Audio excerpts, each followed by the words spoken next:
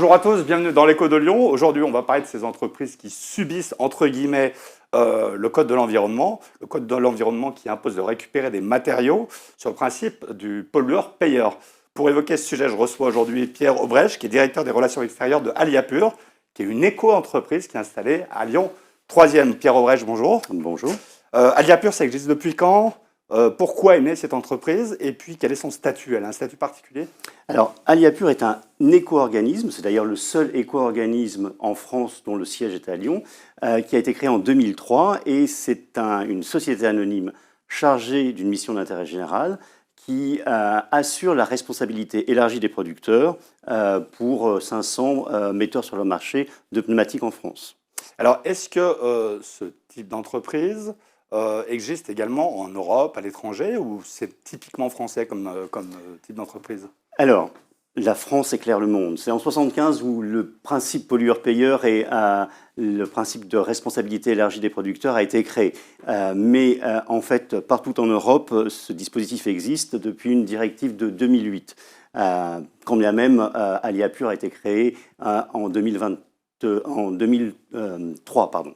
Et nous fêtons bientôt nos 20 ans. Mais est-ce que le statut des entreprises en Europe, c'est le même qu'en France, ou il y a un statut particulier pour les Alors, il y a plusieurs façons d'exercer la responsabilité élargie des producteurs. On peut confier ça à un éco-organisme, soit au niveau national, soit au niveau des lenders ou des régions, soit le producteur peut assurer lui-même la prise en charge des produits qu'il a mis sur le marché lors de leur fin de vie. Ça s'appelle un système individuel. On retrouve un peu tous les systèmes en France et en Europe. Alors vous êtes dans le domaine du pneu. Pourquoi le législateur n'impose-t-il pas aux fabricants, aux vendeurs, aux distributeurs de recycler eux-mêmes leurs pneus? Pourquoi c'est vous qui le faites à leur place? Il pourrait le faire.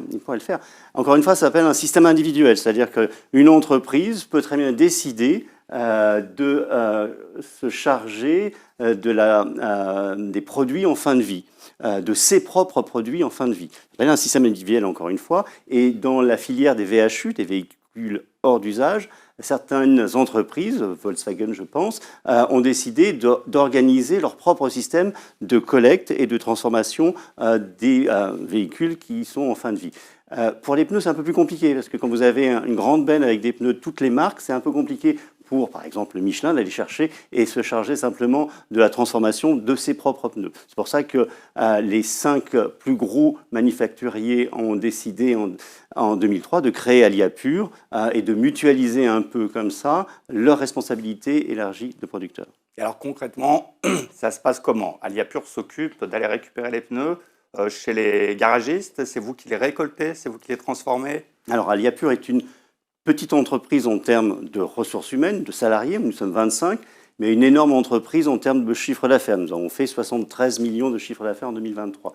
En fait, nous avons continué à contractualiser avec des entreprises spécialisées qui existaient depuis toujours, qui collectaient les pneus, qui les broyaient, qui les transformaient, qui les valorisaient. Et donc nous avons mis en place un réseau de 25 entreprises, de 25 collecteurs, qui partout en France collectent les pneus chez les détenteurs. Et alors, au quotidien, ça se passe comment dans vos relations, vous, justement, avec ces vendeurs, ces gens qui récupèrent des pneus, qui les vendent et qui les récupèrent? Vous les contrôlez? Vous êtes derrière eux? Vous comptez le nombre de pneus? Ça se passe comment? Alors, nous avons un système d'information extrêmement puissant, ça s'appelle Aliabase. C'est un gros site internet, une grosse application qui permet à chaque détenteur de pneus, c'est-à-dire le garage en bas de chez vous qui vous a changé vos pneus, de nous solliciter quand sa benne de pneus usagés est pleine. Et notre prestataire avec lequel nous sommes en contrat a le même outil informatique et va chercher la benne pleine de pneus pour les trier, puis les valoriser. On collecte environ 1500 tonnes de pneus chaque jour en France, grâce à cet outil. Alors, le modèle économique d'Aliapur, ce sont donc les fabricants de pneus qui vous financent, mais est-ce que le chiffre d'affaires que vous évoquiez, c'est votre budget? Est-ce que le budget, c'est le chiffre d'affaires? Est-ce que vous avez d'autres aides, d'autres rentrées d'argent? Alors, pour bien comprendre le système économique, il faut avoir en tête que chaque fois qu'un producteur de pneus met sur le marché en France ou importe un pneu, il doit déclarer ce pneu et il doit l'éco-contribuer, c'est-à-dire qu'il doit verser à un éco-organisme une certaine somme qui correspond au coût de la collecte, du tri et de la transformation, de la valorisation de ce pneu. 95% de notre budget est constitué de cette éco-contribution.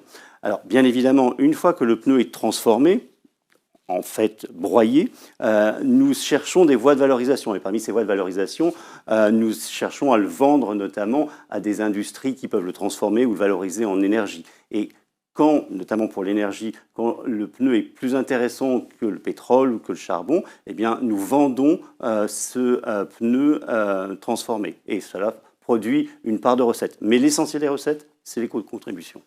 Vous rendez des comptes à qui? Justement à ces contributeurs? Vous rendez des comptes à l'État? Ça se passe comment?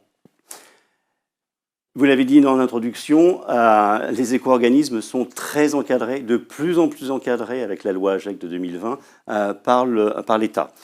Nous sommes une société anonyme, mais d'une certaine manière, nous avons une sorte de tutelle, même si je n'aime pas beaucoup ce mot, qui est la Direction générale de la protection des risques. Depuis la loi AGEC, les éco-organismes doivent être agréés. Nous sommes, nous, agréés depuis le 27 décembre 2023.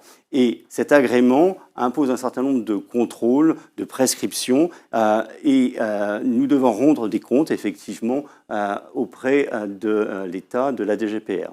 Alors, vous n'êtes pas le seul collecteur de pneus en France, vous êtes plusieurs. Est-ce que vous êtes concurrents? Est-ce que vous travaillez ensemble? Ça se passe comment? Alors, nous ne sommes pas concurrents. Il existe 3 éco-organismes, tous les 3 sont agréés depuis la fin 2023, Aliapur, FRP et Tival. Chacun d'entre nous avons historiquement des réseaux de collecte, de détenteurs. Il n'y a pas de compétition, il y a juste un système qui a été voulu par la loi d'organismes coordinateurs qui permet à ces 3 éco-organismes d'équilibrer leurs charges et leurs recettes, notamment dans la nouvelle obligation qui nous est faite d'aller organiser la collecte en Outre-mer, dans les territoires et départements d'Outre-mer. Voilà. Alors, vous me disiez que vous étiez 25 chez Aliapur, le siège est à Lyon, mais est-ce que vous avez une présence sur le territoire? Vous avez des bureaux? Et puis, quel type d'employés vous avez? Les 25 personnes, elles font quoi? Alors, nous gérons des prestataires avec qui nous sommes en contrat. Ces contrats sont mis en concurrence tous les 3-4 ans et nous allons vérifier si nos prestataires qui collectent, qui broient, qui transforment, qui transportent, assument bien leur mission dans le respect du cahier des charges que nous leur avons donné. Donc nous avons un système de contrôle et de qualité qui nous permet d'être un peu partout en France. Nous avons des salariés qui sont itinérants. Vous parliez d'éco-contribution de la part des fabricants de pneus tout à l'heure. Ça représente quoi en pourcentage par rapport à un pneu? Et c'est évolutif chaque année? Est-ce que j'imagine qu'on vend plus de pneus une année sur l'autre? L'éco-contribution, elle est décidée par le conseil d'administration d'Aliapur. Et c'est très simple, hein. On regarde le coût que représente la collecte, la transformation, la valorisation des pneus, et on le rapporte au nombre de pneus qui sont mis sur le marché en année N-1. Pour 2024, quand vous achetez un pneu de véhicules de tourisme, vous payez 1,44 € à Aliapur par le biais de l'éco-contribution. Peu importe le prix du pneu?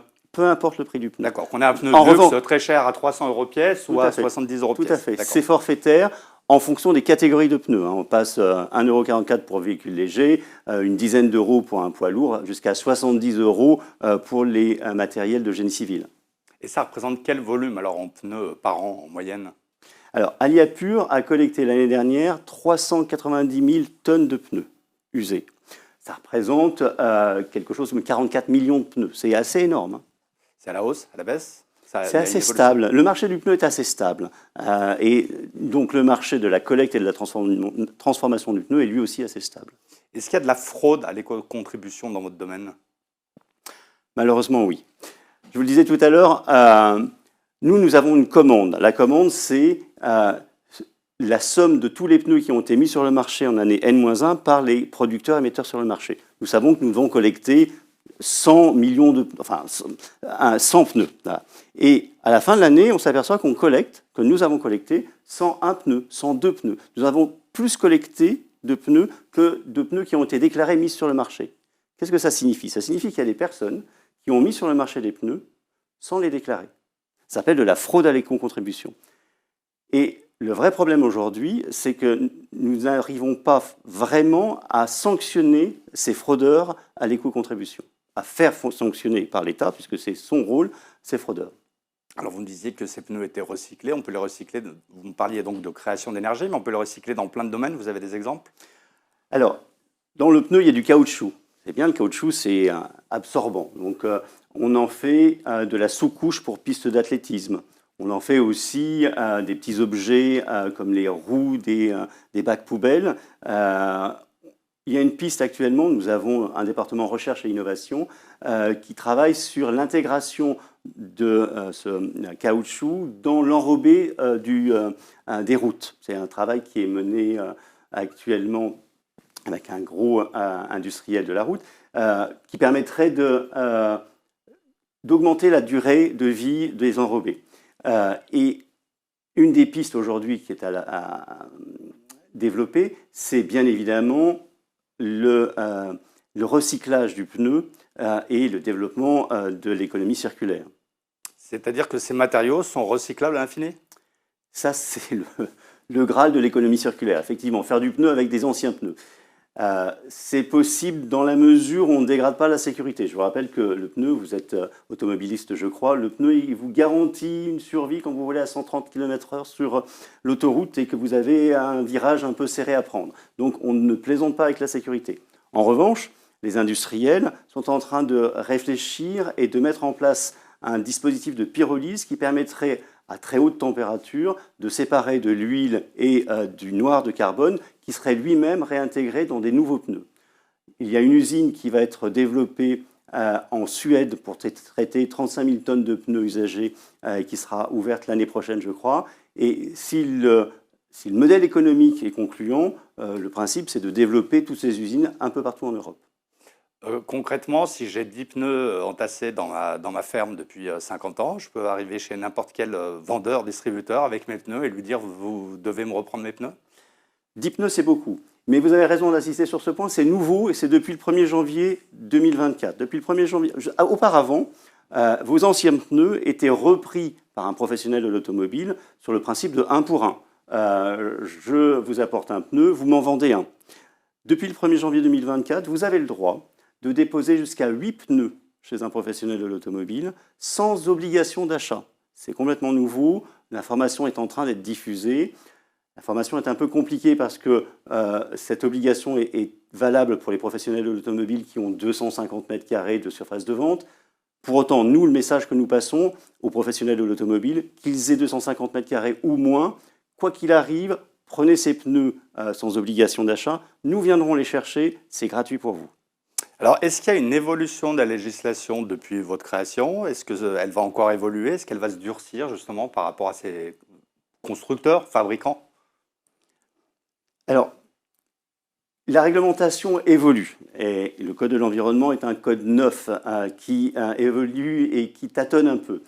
Nous avons un cahier des charges qui est assez contraignant puisque nous avons mené des études sur la durabilité, sur les pneus, sur l'éco-conception, sur le rechappage.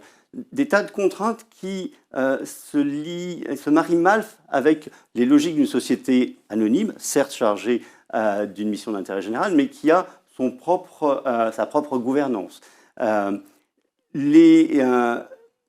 Les choses sont en train de se stabiliser, mais pour autant, on sent, à l'IAPUR, mais tous les autres éco-organismes sont dans une situation, qu'il y a des marques qui sont encore à trouver entre une puissance publique qui veut faire de la responsabilité élargie des producteurs un outil pour la transition énergétique, écologique, et des entreprises qui, elles, sont plutôt attentives aux moyens d'arriver à ces objectifs. Bon, en tout cas, la bonne nouvelle donc, du début de cette année, c'est que le consommateur que je suis a le droit d'arriver avec 8 pneus chez son distributeur et lui dire « vous avez une obligation de le reprendre » sous condition que ce soit une surface de plus de 250 mètres carrés. On est d'accord? Si vous faites un sourire au professionnel de l'automobile, je ne doute pas qu'il prendra vos 8 pneus, quelle que soit sa surface de vente. Eh bien, Pierre Aubret, je vous remercie pour cet éclairage. Je vous invite à aller sur le site d'Aliapur, aliapur, comme ça se prononce, .fr, où vous allez pouvoir découvrir toute l'information autour de ça. Si vous voulez rentrer en contact avec moi, vous m'adressez un mail à dgp@lionmac.com. Merci Pierre. Merci Damien.